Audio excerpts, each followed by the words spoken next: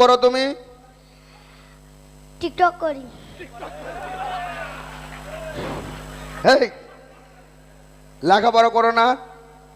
হ্যাঁ, হাত নিচে নামাও। তুমি কয়টা টিকটক করছো এ পর্যন্ত? মেলা টিকটক।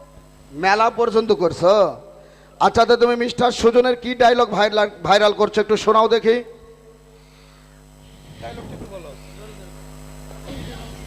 টিকিটের রং টিয়া, যেমন থেকে হারিয়ে গেছি পিয়া, উঠাও বাচ্চা নাইরা সাইরা।